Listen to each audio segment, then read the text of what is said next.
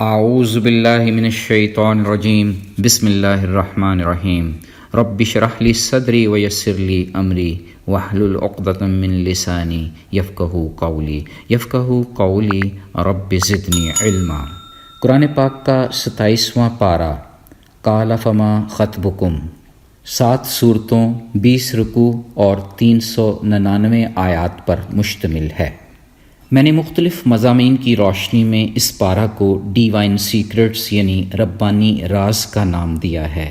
رب تعالیٰ اس پارہ کی 7 سورتوں میں ہمارے لیے ایسے راز فشاں کر رہا ہے کہ جن پر عمل پیرا ہو کر ہم اپنی عاقبت کے ساتھ ساتھ دنیا بھی سنوار سکتے ہیں۔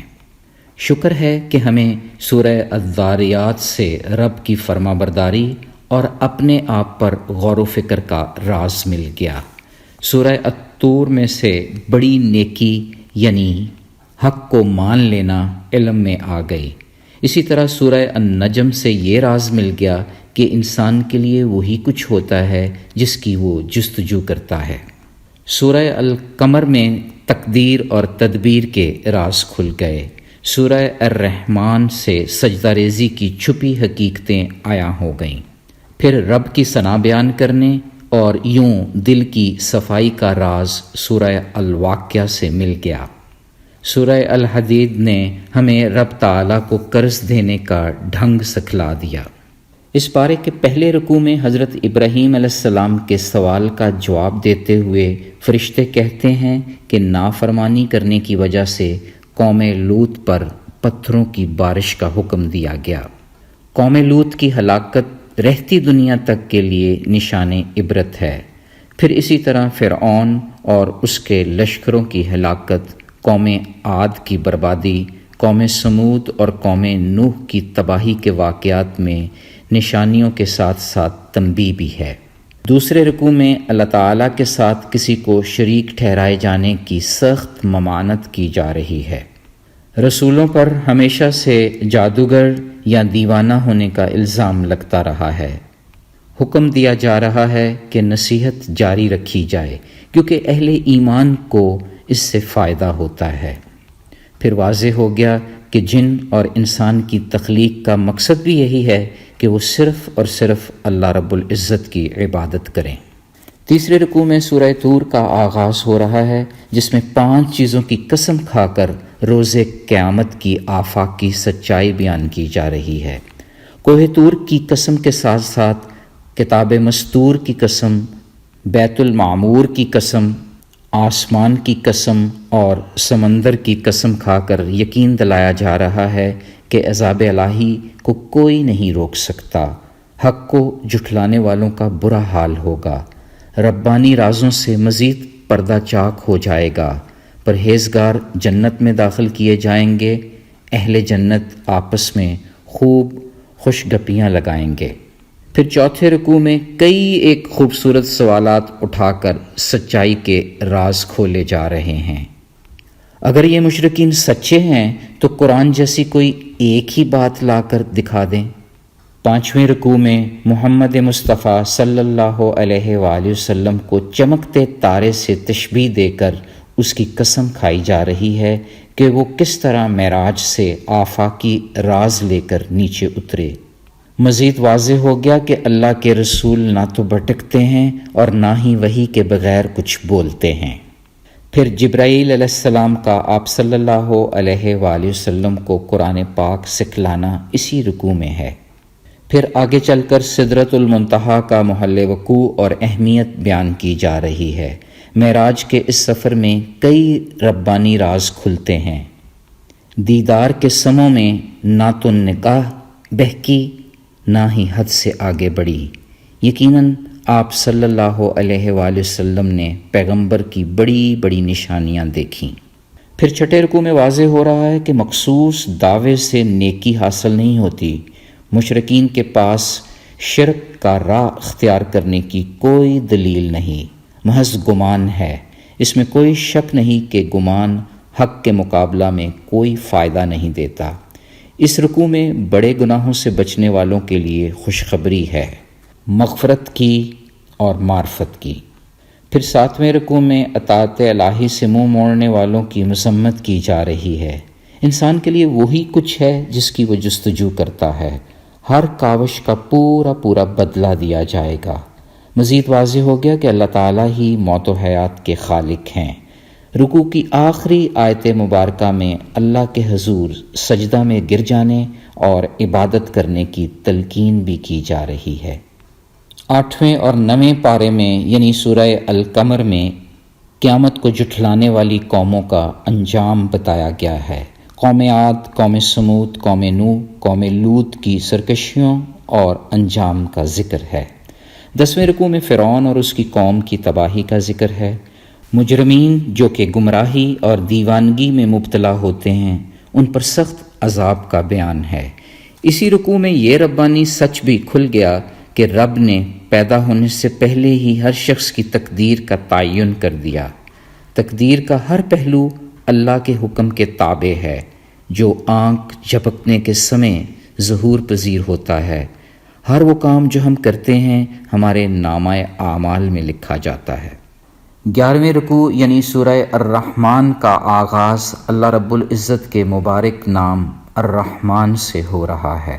اس سے مراد وہ ذات باری تعالیٰ ہے جس کی رحمت ٹھاٹھے مارتے ہوئے سمندر کی مانند ہے۔ یہ نام اللہ تعالیٰ کی بے انتہا رحمتوں اور بے حساب نعمتوں کی گواہی دے رہا ہے۔ ان نعمتوں میں سب سے عظمت والی نعمت قرآن کریم ہے، جس میں رحمان نے چوٹی کا علم عنایت فرمایا۔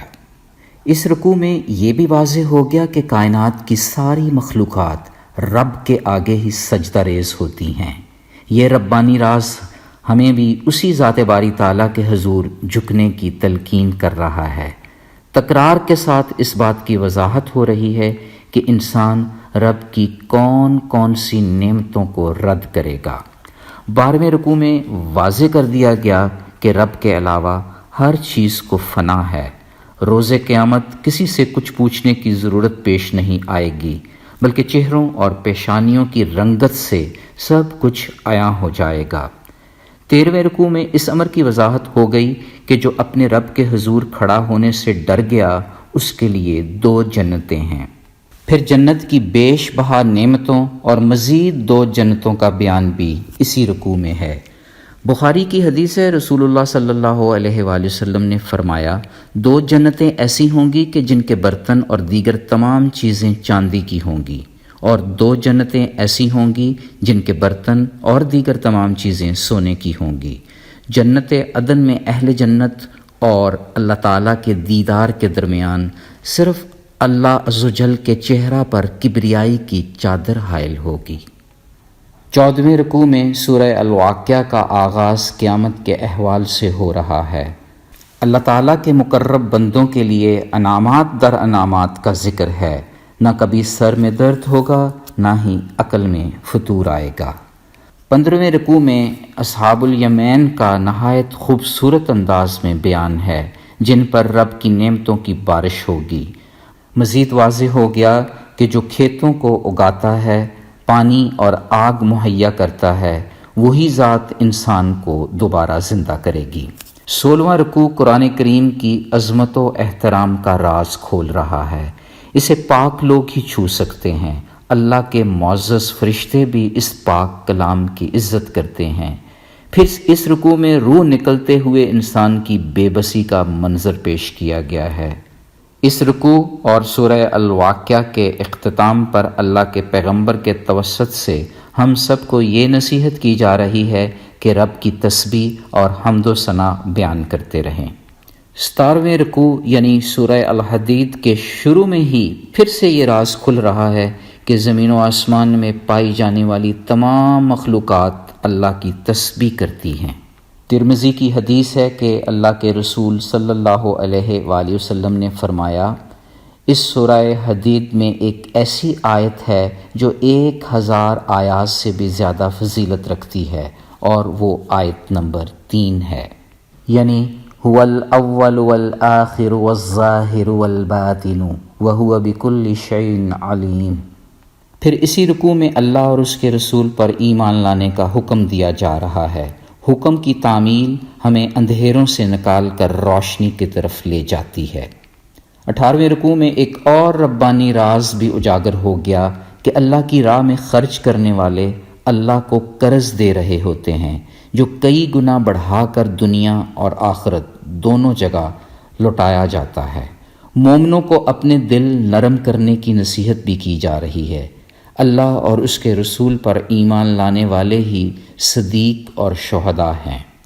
پھر 19ویں رکوع میں دنیاوی زندگی کی اصل حقیقت سے پردہ چاک کیا گیا ہے۔ دنیا کی زندگی تو بس کھیل تماشا، دھوکے کا سامان ہے۔ یہ بھی واضح ہو گیا کہ انسان کی تقدیر میں لکھی ہوئی چیز اسے مل کر ہی رہتی ہے۔ 20ویں رکوع میں بدعت کی مذمت کی گئی ہے۔ اسی طرح اہل کتاب میں سے ایمان لانے والوں کے لیے دوہری خوشخبری ہے۔ دوہرے اجر کے علاوہ نور کی دولت بھی ملے گی۔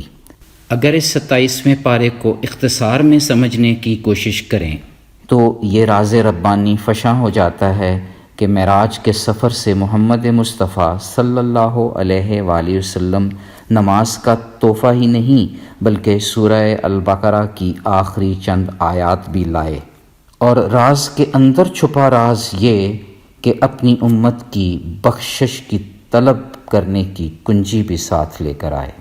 یہ بات بھی واضح ہو گئی کہ انسان کی تمام کوششوں کا صلہ جلد ہی سامنے آ جائے گا۔ ہر ایک کو دنیا اور آخرت دونوں جگہ اس کے ہر عمل کا پورا بدلہ ملے گا۔ اس پارہ مبارک میں تقدیر کا بیان نہایت جامع انداز میں بیان کر دیا گیا ہے۔ فرمان ربی ہے کہ اس بات میں کوئی شک نہیں کہ رب نے ہر چیز کو تقدیر کے ساتھ پیدا کیا۔ ہر ایک کی لکھی ہوئی تقدیر پر بڑی پھرتی اور سرعت سے عمل ہوتا ہے۔ رب چاہے تو کوئی بھی کسی کو مقدر کا سکندر بننے سے روک نہیں سکتا۔ غور کرنے سے ایک اور راز بھی کھل جاتا ہے کہ کائنات کی ہر چیز جو اللہ تعالیٰ نے انسان کے لیے بنائی وہ اپنے اپنے مخصوص انداز میں خالق کے حضور سجدہ ریز ہے۔ اس سجدہ ریزی میں ہی توازن ہے جو انسان کو رب کے آگے جھک جانے کی ترغیب دیتا ہے، عدل و انصاف پر قائم رہنے کا اشارہ ہے، میزان میں توازن میں بہتری معاشی، معاشرتی، سماجی اور سیاسی ترقی کا باعث بنتی ہے۔ تو پھر آئیں اس پارہ مبارک کے ربانی راز کی روشنی میں اللہ کے حضور دعا کرتے ہیں کہ اللہ رب العزت ہمیں حق کو مان لینے کی توفیق عطا فرمائے۔ اے پاک مولا، ہمیں سچائی، سنجیدگی اور صبر کی دولت عطا فرما دے۔ یا اللہ پاک، ہمیں بڑے گناہوں سے بچا کر رکھنا اور چھوٹے موٹے گناہوں پر ہمیشہ نادم ہی رکھنا۔ یا کریم مولا، ہم تیری محبت اور رحمت کا حسن ظن تو رکھے ہوئے ہیں، مگر ہم تیرے حضور کھڑا ہونے سے ہچکچاتے بھی ہیں، شرمسار ہیں کہ جتنے سجدے کرنے کا حق ہے وہ کر نہیں سکے، جتنا ذکر درکار تھا وہ ہو نہیں سکا۔ یا اللہ، لاج رکھ لینا، معراج والی سرکار کے صدقے اپنی خصوصی رحمت، رحمانیت اور ربوبیت کی لپیٹ میں لے لینا۔ آمین یا رب العالمین۔ سبحان ربک رب العزت عما یصفون وسلام علی المرسلین والحمد للہ رب العالمین۔ فی امان اللہ۔ اللہ حافظ۔